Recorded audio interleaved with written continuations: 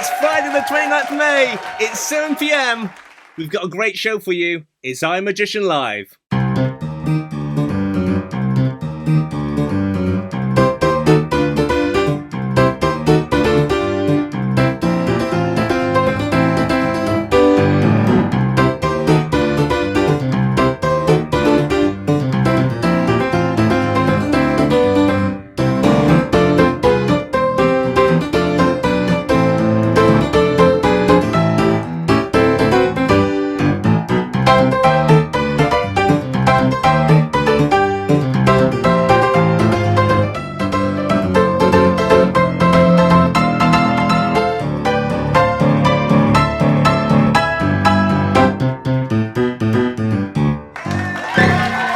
Can you believe it? We are on week 9. Welcome to iMagician Live. Hello, Tommy Bond. Hi, Jamie.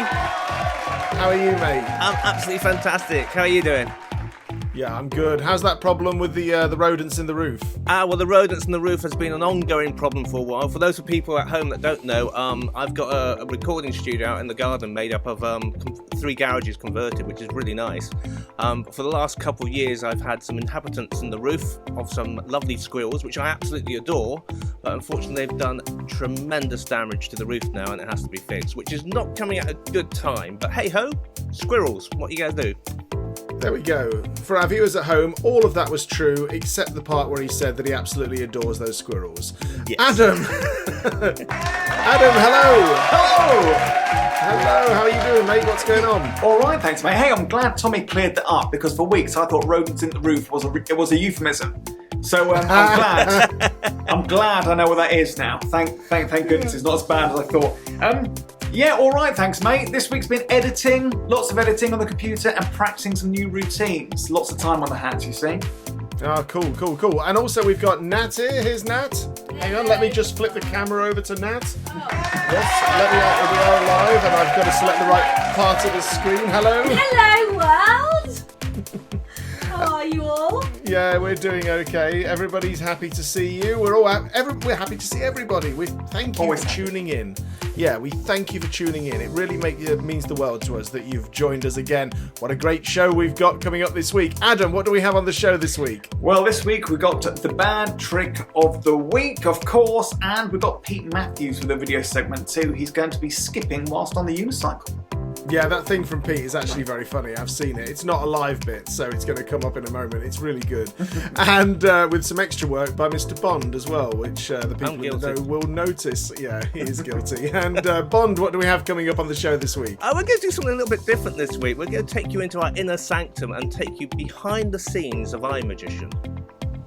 Yeah, this is something that we've been meaning to do for a while, so we're going to beg your indulgence. We're going to take a few minutes over the next few shows to talk about certain aspects of our show, and eventually we're going to clip all those sections out and put them into a little mini documentary that we're going to put onto YouTube. I don't know if anybody will ever watch it, but for us and our children and our friends and people in the future, we just think it's a nice thing for us to document it, so we beg your indulgence with that, because this gives us a reason to do it. Nat, what do we have coming up on the show this week? We have Swedish megastar magician Joe Labero. I love Joe Labero. I'm a big fan. I know a lot of you Illusionists out there are big fans of him. If you haven't heard of Joe Labero, you're going to find out a lot about him on this show and why he is, and this is really wrong to say it, like Sweden's answer to David Copperfield, because he's more than that. Joe is a phenomenal performer. He is a megastar in Sweden and he has toured all over the world, and he will be joining us soon on iMagician Live. Let's hit it.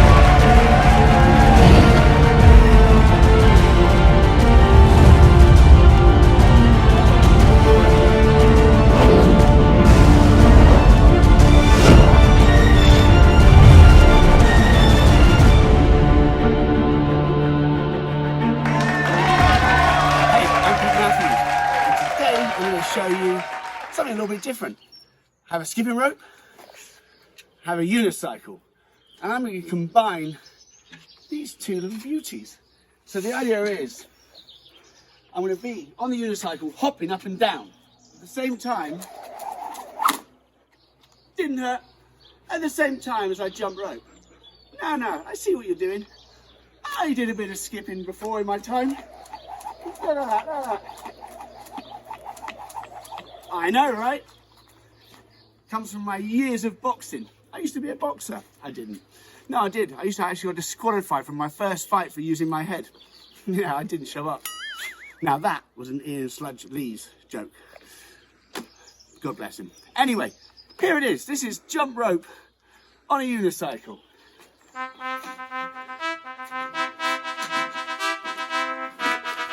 Now, I know I make it look easy. The idea is I'm going to have to squeeze the saddle very tight using the inside of my legs. Now this can cause bruising. There's bruising that you won't see. Well, Tommy, you might. Anyway, here we go. This is jump rope on a unicycle. Oh, ow. Didn't hurt. Ah! Oh, one more toe. Ah!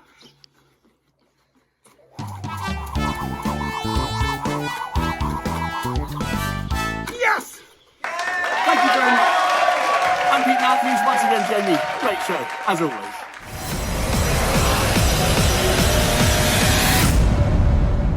On iMagician Live, we were all tied together by one common thread, and that is that we're all in some way associated with our touring theatre show, iMagician, which is now going back quite a few years, and it's around this time of year that it actually started. When you're preparing for a tour, the background work goes on months and months before. So I was working on a cruise ship on Royal Caribbean, and I'm going to make this pretty brief, but I met a man that changed my life. His name is Joe Wemborne, and this is Joe. Now, Joe happened to see my show on the ship, liked what I did, and was interested in the idea of working with me to produce something. And I told him about a concept that I had to do a technology magic show, and I told him the title iMagician, and his eyes lit up, and he said, "That's definitely something." And he explained that the title is everything, because that's really what the people at the end they see on the street, and that's what they have to buy into. And it was a title that was instantly recognizable. So he trademarked the title, and we went on to produce our first tour, and it was a very small tour, 13 dates he said he was going to try and get. Well, a few dates at this point we were talking about. He was going to put some actual money into it, so it was exciting. But I didn't know the first thing about managing a tour. But luckily I had a friend that did, who was running big tours and big operations and lighting stuff, production, video, and all of the stuff that you need. And I thought, I don't know if you'd be interested in this, but I called my good friend Tommy Bond. I'm guilty. It was all my fault. Yeah. I'm so sorry. So I said, I know, mate. And I said one day to you, listen, I've got this little show. What do you think? And I don't know how seriously you took it at that time, but you said it was, yeah, okay, let's have a chat about it. I always remember I was in Rome Airport, because I was actually flying out to a ship to perform my piano show at the time, because I was in between doing a whole load of different things which I was involved with. And I remember you calling me, and I was just going through the airport, and you mentioned about this high-tech magic show, and it intrigued me. And I guess the rest was history, because we started talking there and conversing, both on email as well as every opportunity we could possibly have on land, which wasn't much because we're both performing on ships at the time so much. But it just gradually came together, this nucleus of talent and technology and performance and everything to create, hopefully, what we still love and will still go on to love, because it's such an animal that takes so much of your energy, but it's also so inspiring and so joyful to create. We all talk about iMagician now like it's a living, breathing thing, and that happens with a business when it gets to a tipping point where it takes on its own lifespan. And iMagician will have a lifespan, it won't go on forever, but at the moment it's still very much breathing, and it's this thing that just keeps going on its own. And it's about the snowball rolling down the hill, isn't it, Tommy, of all the people that get stuck into it along the way. Absolutely. And start to... But that's the nice thing about it, because it is living and breathing, and it keeps evolving, it keeps changing, and different personalities come in that move in a different direction and everything. But like you said earlier, it stemmed really from Joe Wemborne, who had the belief to actually get the ball rolling with you. So, Yeah, and Joe is still very much a guiding light to this day with the show. He's been fantastic, and his guidance has really brought it to where it is. And that's what you need. We have great technical, great concepts, great ideas, great management. And we had people like Joe bringing in big time publicists, people that we couldn't afford. we couldn't afford to do that. Absolutely. And and bringing in, actually being able to sell the tickets, doing the business, and leaving Tommy and I to actually work out what the show was going to be. And I remember when we designed our eye, which has become very, very synonymous with the show, our big truss eye. I'm sure Tommy will put a picture of it up.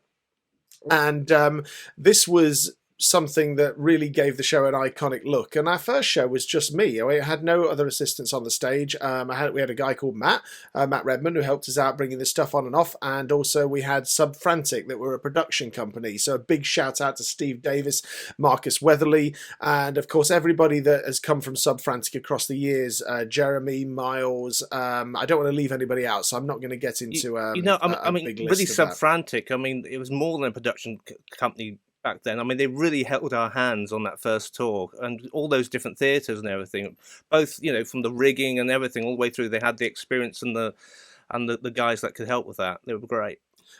And I don't want to single anybody out, but I think that when we first got in touch, they had some bigger projects on, so they threw Marcus our way. Marcus was working for Subfrantic at the time, and I think he just started back, so it was something he could get his teeth into. And Marcus really became an integral part of our show, and in being the stage manager and a lot of the liaison with the people at the theatre locally when Tommy couldn't be there. And also just doing anything that he could. He was such a big supporter. So Marcus, we love you. And that really led us on this tour of 13 dates. And we wondered, would that be the end of it? Of course, Joe, always being the entrepreneur, immediately said, no, we've got to go bigger. Now I've just got to step back a moment because I want to talk about the content of the show. Sure, it's one thing to come up with a title, iMagician, and I've been playing around with some bits of tech, but I'm going to be honest with you, our first tour of iMagician didn't have as much tech in it. It had maybe 5-6 real tech tricks, and we made it more of a journey through the history of magic, didn't we, Bond? We decided this would be a good way of doing it. Making iMagician stand not just for technology, but for trying to find a new way to look at an age-old art form. So we went through the history of magic, and the second half of the show was supposed to be more modern day. But even then, our signature trick back then, on our first ever tour, was my digital art. And I'd come up with a system to make it work. I'd come up with the technology behind it so that it was actually functioning. Then Tommy assisted me with that, but I couldn't actually build it. So I called my good friend Adam Heppenstall. Hi, Adam. Hello. Yes. So Adam and I were already great friends, and he said, yeah, sure, come on over. We'll have a few beers and we'll try and make this. Now, it turned out that the beers weren't a good idea, so we abandoned it and started the next day. And there's some truth to that. Yeah. And after, it took us a few attempts, didn't it? Because it wasn't as easy as we thought, because it's a little more in depth than it appears on the surface, and I can't say too much about it. But we formed a bond over it, and Adam then started to be involved in it, and I was running ideas by him. And this is really important because Adam ended up going on to star in one of our productions. Because we did the first show, we got some attention from cruise lines that were looking for a big production show to bring in. They were bringing some bids in for some new shows. And we got wind of this through Jonathan Blackburn, who's somebody that we work with a lot and helped us produce the second version of iMagician. And he really jumped on board to produce the second tour of iMagician alongside Joe Wemborne in order that we could bring in some of the cruise lines to see it.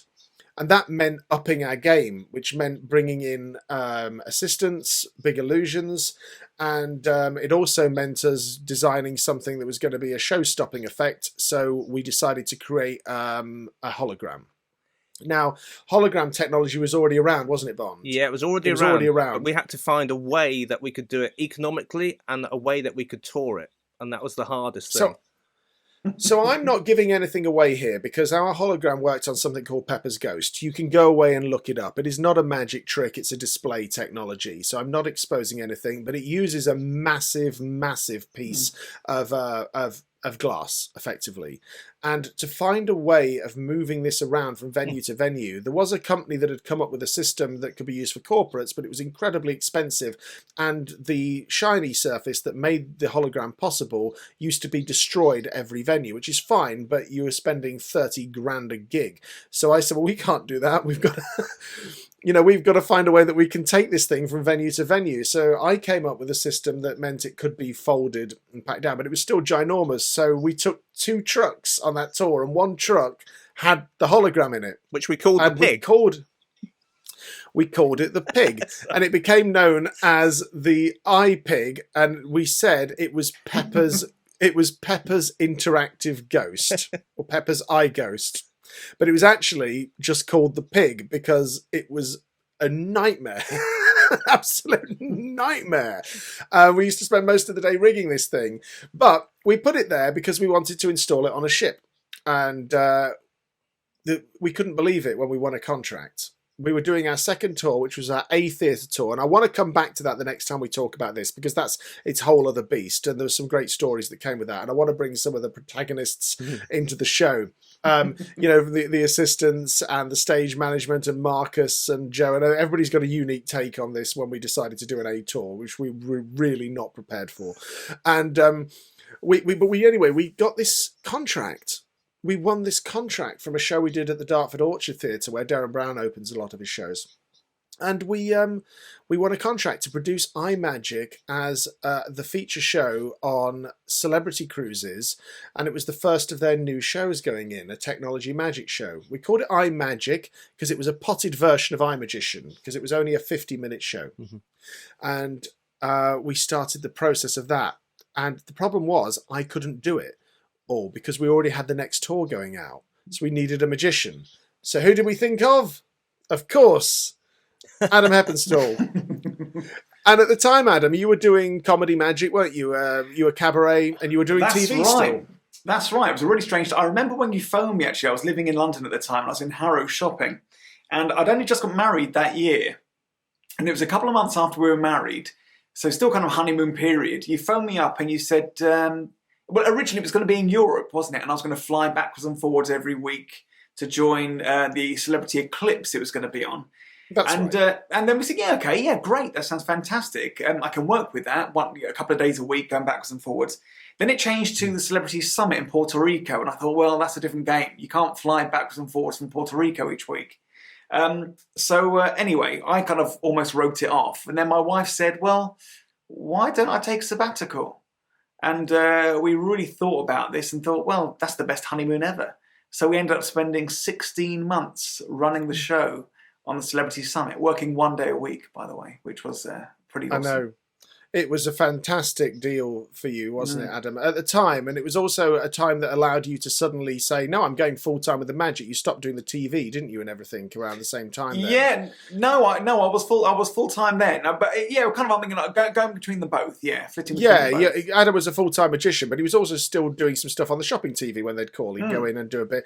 But you said, no, I'm going to focus on this, and it was a big show, and it was a fun opportunity. And I trusted Adam because you might say, well, why didn't you just get an illusionist, Jamie? You might be sat there at home thinking, I'm an illusionist, why didn't you phone up an illusionist? And I just knew Adam so well that this show needed so much effort. It's being developed as we speak, so it needed somebody that was going to really get their teeth into it. And I knew I could trust him. And also on a cruise ship, this is really important. You not only need somebody who's going to be great on stage, you also need somebody that isn't going to dance naked on the bar at 2 a.m. and get fired. Not like last time. Yeah, just dancing on the bar is fine. I got away with it. Yeah, so but it was Adam, Jamie, it was more than that though. You had the performance aspect as well, but whoever went on the ship to perform the show also had to have such a big understanding of the technology that we were using and how everything was going to sync together, because it wasn't something where we could use the normal stage management of the ship and the technicians of the ship, because some of it's very bespoke to us. So Adam had to learn that off us and be able to control that. And not only that, but to troubleshoot some of the problems that might occur during the run. Well, and I remember one time... That's exactly it. I remember one time, Adam, I don't know if you remember it, but I was actually coming back. I was coming back from something with Jonathan Blackburn, funny enough. After the show had happened, I was just got on the tube, but I still had a signal. It was the overland, And Adam called me. There was a problem. Some engineer or something had gone up to the rig where we keep all our technical equipment and had moved something and unpatched everything. Mm-hmm. So I think you had about 3 hours before the show or something. And I'm trying to talk you through visualizing the wiring and how everything goes together whilst on a tube with Jonathan Blackburn and Adam off the coast of Puerto Rico somewhere, bouncing up and down. So it was more fundamental than anything. You had the performance, which obviously Adam is superb, but you had to have that fundamental ingredient of being able to understand the tech and be able to troubleshoot as well, long distance. Well, this is it. Let me just say one thing, because Adam will have something to say about this, but this is about, I want to give you an overview of something about the technology. So this wasn't just we went into the ship's theatre, we built a set, we built the massive hologram that had to be flown up and out of the way in between, and I can see Tommy putting some images up, which is awesome. We had our big eye, which was like a UFO flying out at the top of the show, and you can see a clip of it at the moment, which was awesome. We brought in, what was it, Tommy? Something like 30, 40 more additional moving lights into the theatre's rig. Yeah, I mean, it was crazy. Yeah. It was crazy.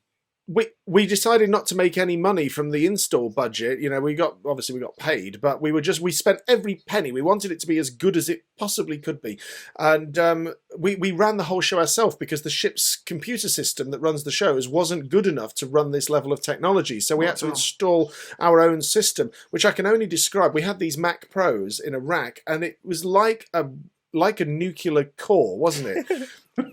When you took it out, really was like, it was like James Bond literally pushing all these things in once it was all wired up into its cradle to hold it for the show. It was you had to be so careful. Yeah, I mean, we had something like 10, 16 screens or something that it was running. I mean, it was incredible. It got a rave of reviews. I mean, the tech was an incredible learning experience. The troubleshooting, dealing with new cast and new directors and theatre production managers coming in all the time that had to be trained up how to deal with our show. And of course, we did win the Gold Magellan Award for the best new show at sea. Yes, we did. And I also want to give a little shout out to, of course, Stephen Williams, because you mentioned, Adam, that you stayed for 16 months. And then Stephen Williams came on and completed the contract out the other side of 3 years. You two guys ran that show for. And it was a wonderful experience. And two things that stick in my mind about iMagic, aside from what just a glorious experience it was, and what fun. I've never had so much fun as I did when we were installing that show. It was hard work. But 6 weeks being on the ship with this team of people installing this show, I've never laughed. Well, you say fun. But it was. I remember it was the very worst Christmas of both of our lives. We'll get to that, Adam. We'll get to that Christmas. We'll get to that Christmas. Let's first tell the two things that aren't quite so funny. Okay. First of all was when we had this hologram screen that was worth, what is it, Bond? 30 grand? Close to 40. 40 grand. Yeah. We've got this hologram screen. We say, look, there's one spare on the ship. You can all the cast. We've got Paul Cook. Yeah. Paul Cook is there being magic consultant, helping us on the install. Paul was incredible. And Paul, can I just butt in there? Paul was he was totally incredible, but we also had that issue. If you remember, all the props turned up on the side of the dock side, but you weren't there because you came in about a week later. So I was there with Paul Cook and Paul Wood. So it was us three to actually get the props in there. But for some reason, there'd been a problem between the people that are lifting the props onto the ship and not. So there was an issue where we thought the props wouldn't get on, or the equipment wouldn't get on the ship, and literally Paul Cook, Paul Wood and I were outside with pallet knives with the customs officials to make sure it was all pallet wrapping them and lifting them physically on different bits of equipment and everything through the door. It was unbelievable job those guys did, and Paul Cook came out is brilliant, absolutely brilliant. I am so sorry that I wasn't there for that. But Paul Cook brings all the cast together because he's a good authoritative character. If you know Paul, good leader, brings everybody together. Stage hands, he goes, listen, this screen is worth a fortune, and it's completely transparent. You won't see it on the stage. When it's on the stage and these particular lights are on and these cones are here, you mustn't attempt to walk near it. It's almost irreplaceable. And then we went into our first run, and somewhere we've got a video. I don't know if it's playing or not, but we've got a video of we were doing a rehearsal, and Paul Cook walks behind me straight into this screen within about 5 minutes of saying it all. It was all right. And the other thing, Adam, I wanted to say was when I was on with the ship with you when Stephen was taking over and we were doing that handover. Was Stephen's first ever run from the big iPhone that used to appear. We had this big curtain on a heavy steel frame, and we said the curtain's going to fall, Stephen. You'll appear out of the iPhone, and you just stand and hold the pose. And he's really trying hard to make sure he gets this right, isn't he? And And Tommy, you have to stand by with the beeper. And as the screen falls down, it hits him right in the head, and it just goes pow, bah, and he just goes.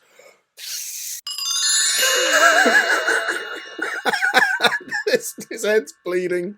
First show, and he's there, makeup covering this huge lump and a big gash in his head. We have been talking about this way longer than we should have been, so I want to wrap it up with the worst Christmas we ever had, which was when everybody left.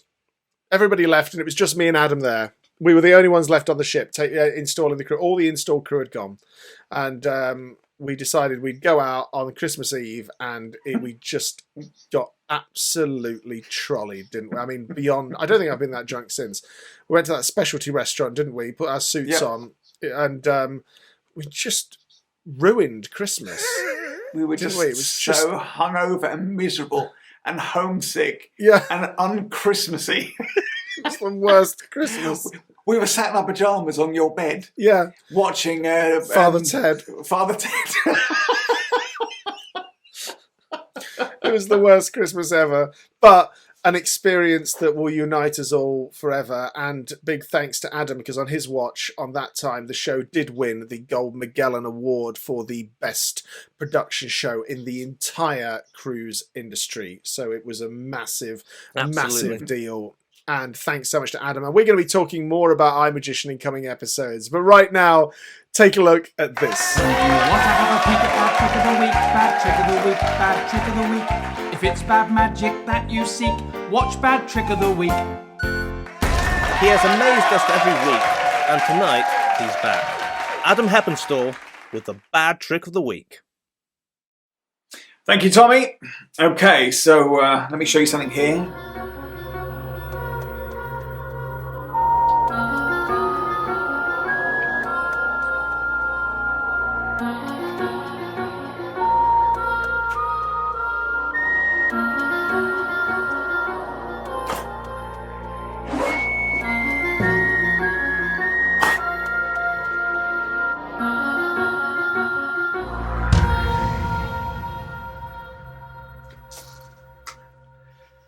Thank you very much.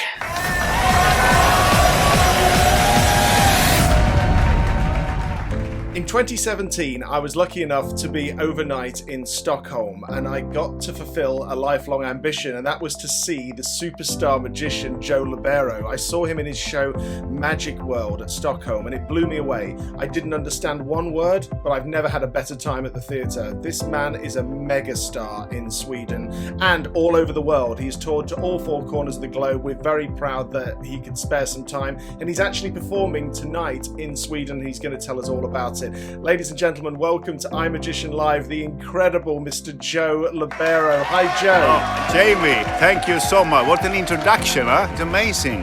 I feel honored and privileged. Oh, you're very welcome. It looks amazing where you are. You're in front of a castle. Yeah, I'm 1 hour outside Gothenburg, where I have a performance tonight. It's going to be like 6:30 show. They have a glass of champagne. And then they come over to my chamber, which we're going to walk over a little bit as we speak. I think if that's okay for you.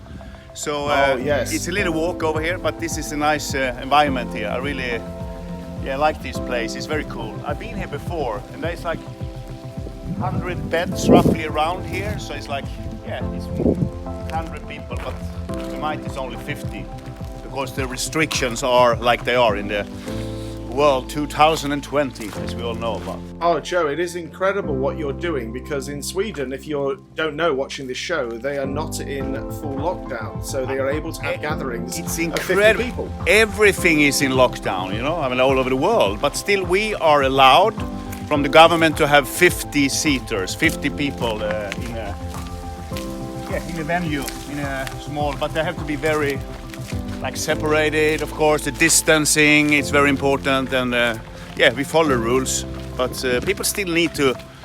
I think they're desperate now to come out and have live entertainment. They are like, wow, I can feel it now. We just opened this and like, boom, 49, sold out. So it's nice, and more to come back to perform. I've been off for a long time, so that's every performer's nightmare, not to be on stage. It's like a addiction, You miss the applause, the the energy from the audience. It makes you alive, sort of. So I'm really, really excited tonight. So I have now, Thursday, Friday, Saturday, Sunday this week, and whole next week too. So it's getting there. It's getting there. It's very nice.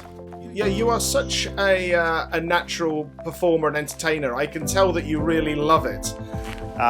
It is my life, of course. It's incredible. I started as a young boy with a magic box from my parents, and I've been doing it since ever. I mean, I was 12 when I get that magic box, and then I had the pleasure to do my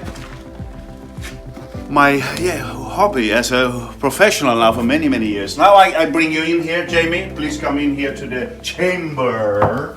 That's why I do the show tonight. I'm gonna take off glasses and sit down here. Now I'm gonna be more prepared for you. So. Oh, well, thank you for taking us on the walk. It's going to look incredible. While you're sitting down, Joe, I'll tell the audience that Joe is really known around the world as a mega illusionist. He's played even at the Royal Albert Hall. This is the scale of his stuff, but he is at heart a great magician. And when I saw the show Magic World, it was all small, but done in a big production. So I know that this is going to be great. This is going to be such a fantastic, intimate experience. Yeah, that's what I started my work with intimate experiences. That's where the sort of the heart comes from, the basic with closeness to the audience, and of course we keep the distance here anyways, you see, so it's going to be 47 or 48 people in here, and it's still, I standing separated, I have my but it's a moody performance. People are still here and it's live still in this, so I love the live performance. It's amazing to really have the pressure doing it, and it's just the entertainment, the showmanship. That's what I've been developing over the years. That's everything. You have to be a performer, a showman, and the entertainer. Magic is my weapon, but you have to give the audience, like they said in Vegas when I did 2018 Inferno, give us spectacle, Mr. Labero. And I got to give you spectacle, and we did with the Fuel Girls from England. We have the whole production there. So it's all about wherever you are. I mean, you have to do the best. If it's a 1,600 seat theater, production show, or you come to a minimum 50 people environment, it is the same feeling. You want to give the audience the best of the best. Something them to really talk about and remember forever. Like they experienced it and said, wow, I need to see. They're never going to forget it. So what I want to talk about today, because we're going to come all the way to the present day, but you started off, your big break was kind of around 1991 when you toured the big show A Magic Night, which was for like 5 years.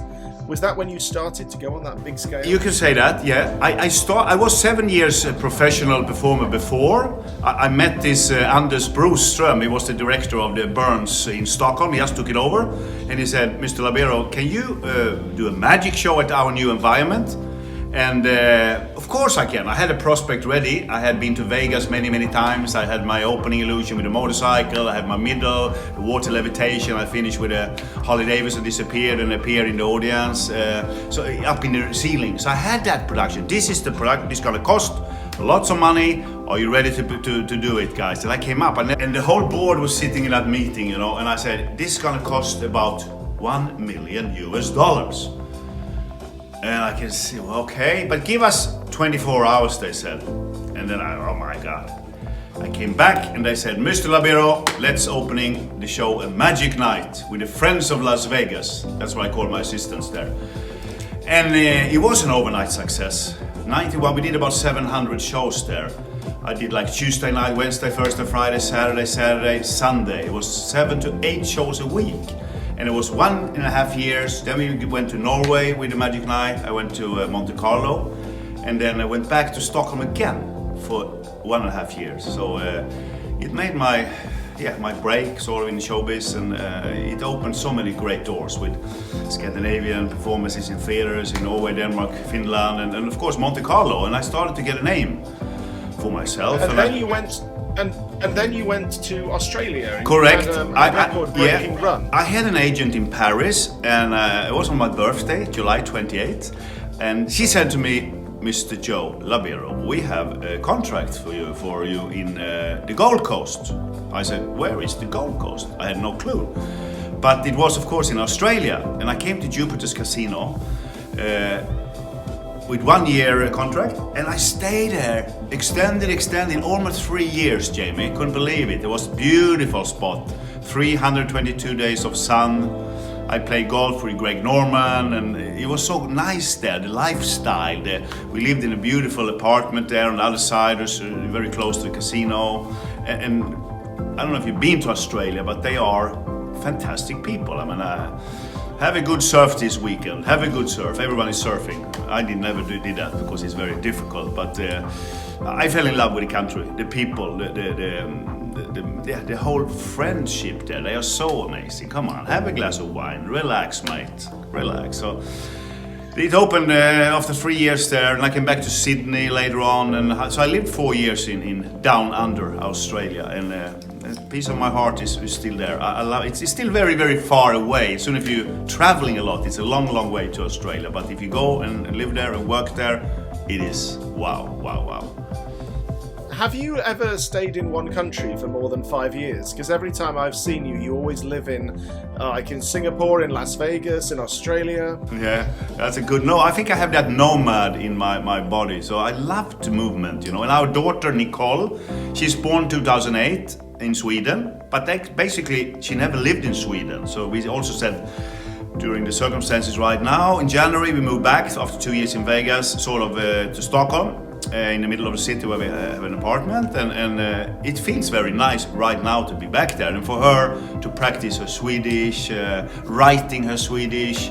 Even Anna, my partner in life and mother to Nicole, of course, we speak Swedish every day, but she's lived so many in Australia, in Thailand, and after Singapore she even speaks Mandarin. So she's more global than me. She's much more international. She started with the language, and it's great to see. So she's like, "Oh, Daddy, I want to go to Tokyo," she said the other day. "I want to go to Tokyo." Okay. So she's it's nothing is strange for them. Yes, absolutely. I wanted to ask you about some of your tours, because you've done so many now with Inferno in Las Vegas and on tour, in Flame, Magic World, invited to Labero, which looked incredible, and many going back, like the Castle Tour, Ship of Illusions. How many big tours do you think you've done now? And I wanted to ask, which is your favorite?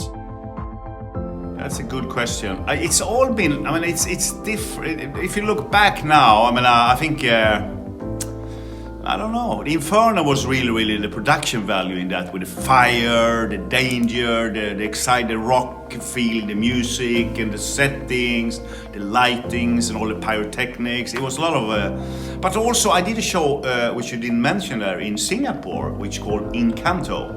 And that was, I think, the biggest show I ever done. We were like 25 dancers, 24 acrobats from China. It was like, it was incredible. It was like so, and all this backstage crew and people around, and it was bigger than biggest. And in Singapore, as we spent 5 years, we lived there. It's so, it's a beautiful destination. The weather, the people, the cleanness there is so green and clean and sophisticated. So I love, if I maybe go back to somewhere in Singapore, it's also very nice. We'll see. The service level and the human hospitality there is everything. Welcome to Inferno, Las Vegas' only fire, stunt, and magic spectacular. Explosive fire,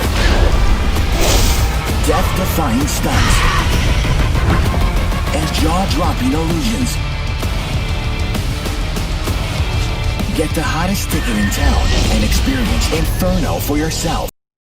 You must tell us about your journey to Las Vegas, because I know that Inferno was a hard show to set up, and I know that you had a lot of things you had to deal with the fire regulations and the scale of that show. It was a massive production. I saw it and we met afterwards, and I saw you were kind enough to take me backstage and show me the massive space and the amount of people there, and I think people would be really interested. Yeah, but it was like my life sort of dream to do Vegas. I think every magician, illusionist wants to go to Vegas. And Jamie, been there over the years many times for I worked for a couple of corporates events there over the years, but not many shows, maybe 7-8 shows over the years. But I've been there 100 times. So I love Vegas. I mean, it's 24-hour showbiz. you want breakfast, lunch, dinner, so what do you like? I mean, it never closes. Like it's always so available. So yeah, I pitched them and we talked about many options, and we met to Caesars Entertainment, me and the team, because I really have the team, my English guys. It was a whole, it's a team effort to create a production in the entertainment capital of the world, that is for sure. But we get in, and then it was a 1,600 seaters venue, and I played 130 shows there, which I'm happy with. I mean, it's like many shows come in and stay 2 weeks, you know. One was there 1 week. They had different shows open and closed and all the time. So that's I think the most competitive market in the world. But for my CV, now I've done Las Vegas, so I can go anywhere elsewhere. I played Las Vegas as the first Scandinavian performer with my own show at the perfect location. I mean, opposite Bellagio, the Eiffel Tower, Paris Casino, Inferno. It couldn't be better. So I still love Vegas. We'll see. I might come back there one day. You know, you never know. It's things will change and open up hopefully soon, and then it becomes normal. It's a nice destination. Even if it's many shows, it's almost too many shows. I think it's shows for, 2 o'clock, 3 o'clock, 4 o'clock, the mind reading show, the juggling show, the production show, the burlesque show, the another. It's so many shows, all the cirque shows and all the headliners. But I really enjoyed my stay and life 2 years in Vegas. We saw go see Barry Manilow, 77 years old, at the Westgate Casino. What a performer, huh? He's done it for his whole life. He's killing it. You go see George Wallace, the comedian there.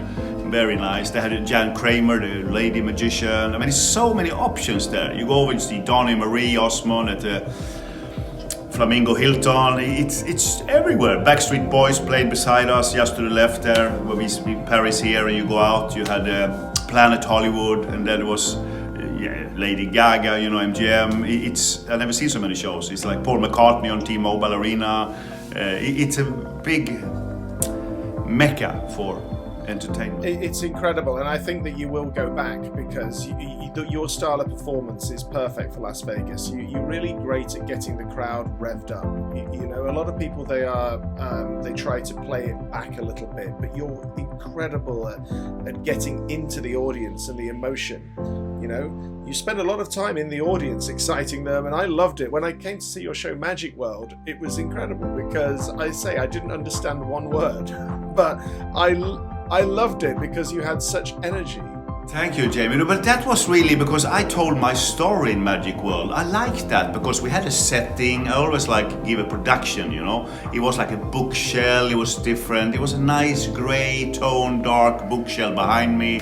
And I told my story. This is my magic box. I was 12 years old. I get it from my parents, and I opened the magic box. Why? What can you do with one card? Boom, the card disappears and you start with card manipulation. And I walk and talk through my life. I came to blah blah blah, Australia, and something happened in Australia, and I went to South Africa, I went here, and I had pictures. I went to Moscow, I went to Russia, I did shows there, and it was a nice also to sum up what I've been doing so many things. It's incredible how life passes quickly. It goes like wow, it feels like wow, it's a while ago for sure, but I'm very happy and excited still. I love my work. It's my life. It's still fantastic to have the pleasure and do what you love. And during this situation right now, it's been of course tricky for the whole art, but it is opportunities there. We have to see forward. We have to go out there, and we have to be able to sell our craft to the lay people. That's the key in my world, to really get people to buy and pay for what you do. Yes, you must tell us what is next for you now, because I know you're doing this run of shows in the castle, but also Goldfinger. Yeah, I go Goldfingers. It's called a tribute to, inspired by James Bond. I usually put up the poster first, and we had a tuxedo and the Bond, and because they were supposed to have the Bond in April, world premiere, and now they moved it, I think, to November, which I heard. But it's still, I always love James Bond. I mean, it's the traveling nomad style, agent lifestyle too, in different exotic environments, and yeah, beautiful people and cars, and I don't know, it's something I like in my shows. So the new show is a little more, it's not a big show as a production show. It's more, I have a young guy, Vilgot Michelin. He was in Idol last year, like a talent show. We have all the talents. It's called talent.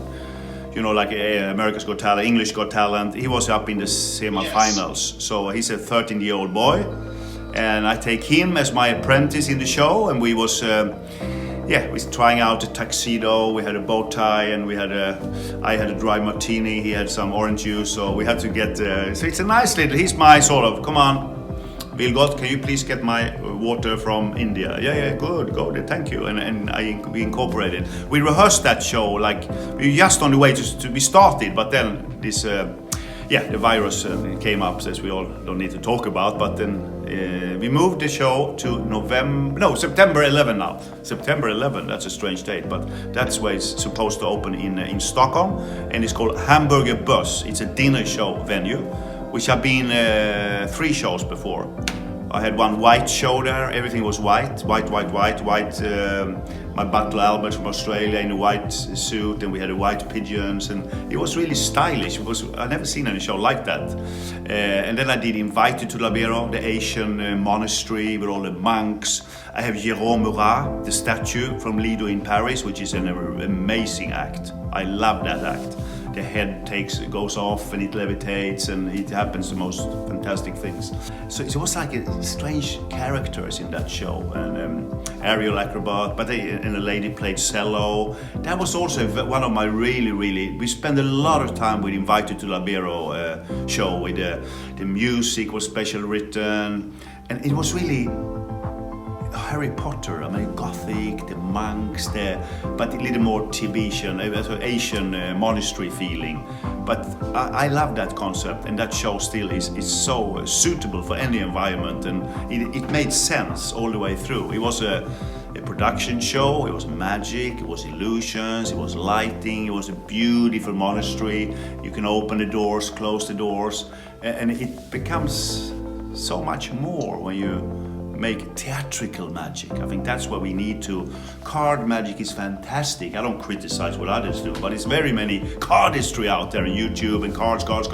It's amazing, but I usually do 1 or 2 card tricks. It could be great, but not like 45 minutes of them. You need to do the variation. I think that's the key. You have something with it. Golf balls, I do tonight. I have the golf clubs. I have my own golf clubs here, Joe Labero. We used to sell them after the show. I don't know how many we have over the years, but this is like so, but still, it's a lifestyle. You do the balance with the ball, the golf clubs. You incorporate things that you like and love. I'm a golfer, but I don't play too much. But still, it's nice. It's not just for the show. You get it in. And I had the champagne. I mean, this setting now tonight, I have my doctor's bag. You can see here. I just go in here. It's very in there. So everything, I come in with a bag and I keep it there. You know. So it's very, it's very embroidered. The Labero, it's small little branded things, you know, and that's my carpet I always have. Let me tell everybody about the carpet.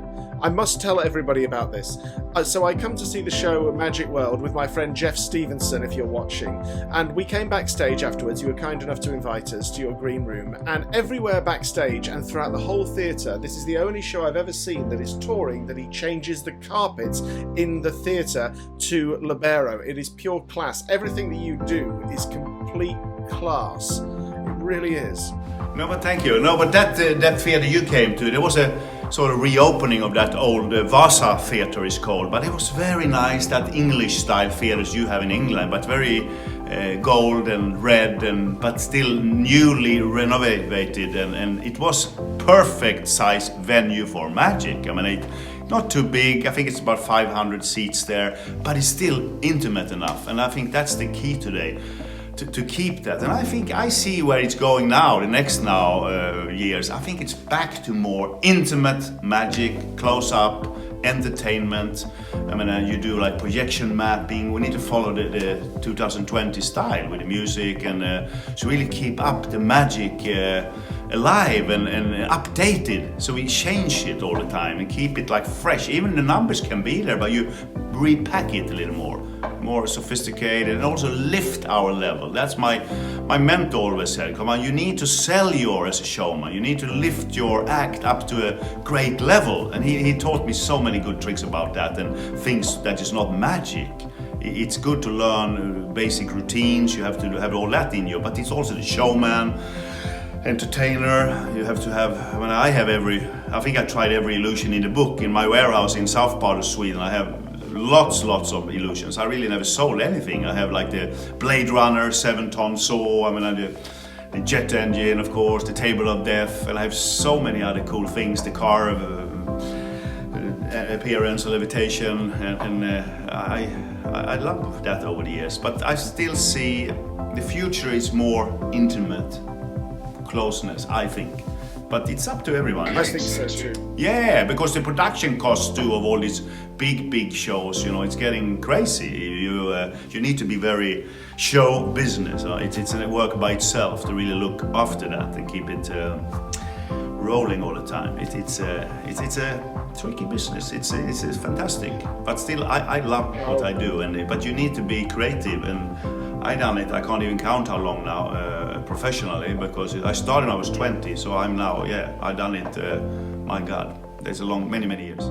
Joe, you are an inspiration to me, and I know to many illusionists in our craft, and of course magicians. And I know that you're going to keep innovating. I know that the next show will be a huge success. I know we'll see you back in Las Vegas, and you'll never give up. And I just wanted to thank you for taking some time today. I know that you're working tonight, so I'm going to let you get on. But I really appreciate you taking the time, Joe. It was a big honor for us to come on the show. Thank you, my friend. You are a gentleman too. I appreciate that. It was great to chat with you, and looking forward to catch up somewhere very soon in this world of magic. Yeah, ladies and gentlemen, let's have a huge cyber round of applause for the incredible megastar illusionist, Mr. Joe Labero, everyone. Thank you so much.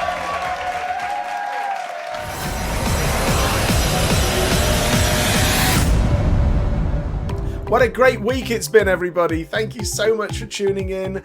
Thank you to Joe Labero for sharing his time with us. What a great guy, and what a fun time we've had. It's been great reminiscing about the past. We'll talk more about that in a moment and next week. And stay tuned. We're going to be having our guest announcements for who's coming on next week.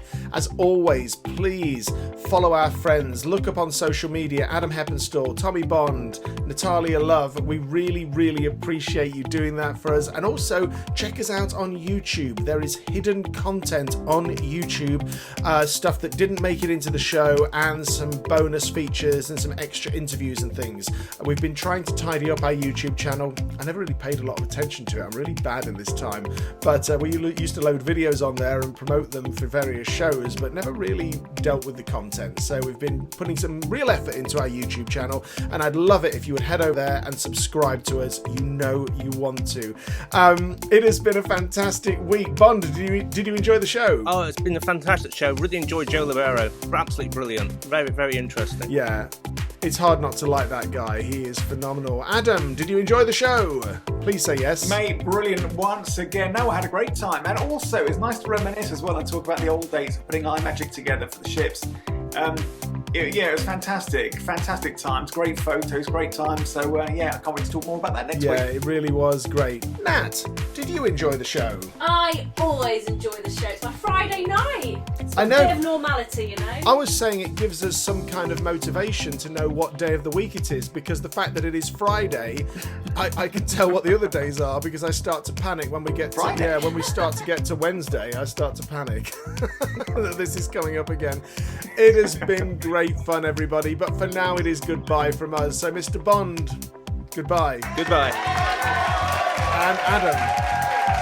Goodbye, and Nat. Happy Friday, everyone. We do try to mix it up. Stay tuned for our guest announcement, everybody. Thanks for joining us, and thanks for commenting. We're trying to keep up with it. We'll be in touch soon. Thank you, everybody. It's been a pleasure. My name's Jamie Allan. Goodbye.